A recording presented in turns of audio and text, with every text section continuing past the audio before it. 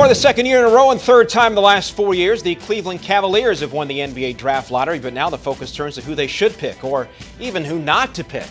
Ray Crawford here with Jordan Cornette and JC. As you know, these scouts and GMs will sit down and pull over all these scouting reports and data.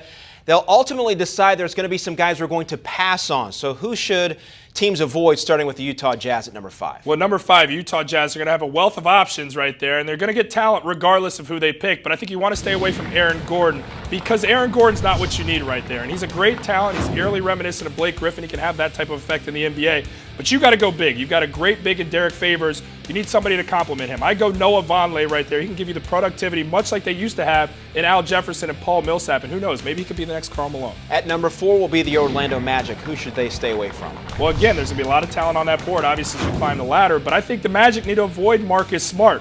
The reason why you avoid Marcus Smart, this is a guy that's going to be a magnificent pro. He's a great defender. He can score the basketball. He's competitive. He'll have that fire in him come game 82, much like game 1 in the season. But that's not what you need. This skill set reminds me a lot of Victor Oladipo, a guy they have on that roster.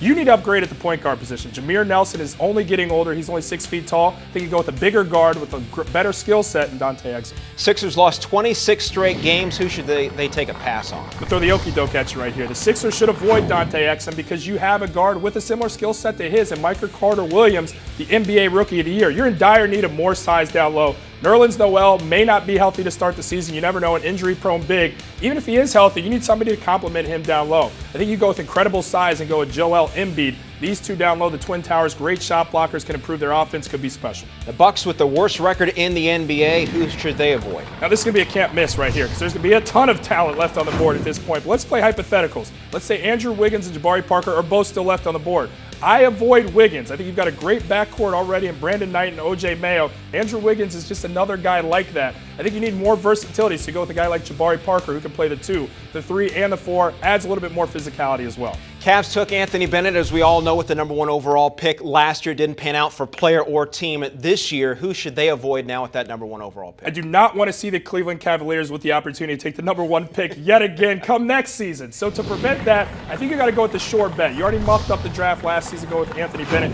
You got to get this one right. Do not go with Joel Embiid, the big who's injury prone. You could mess this one up yet again. Go with the safe bet, the best talent on the board. That's Andrew Wiggins. I think this guy's ceiling is incredibly high. He's going to be a magnificent pro, the next Kobe Bryant, in my opinion. They need another Kyrie Irving type pick. Exactly. They got to build, and you got to get it right with this one. Essential for the Cavs. JC, thanks very much. The draft lottery, of course, blew up on social media, but so did the name Mallory Edens. Shay Pepler tells us why in her trend tracker, only on CampusInsiders.com.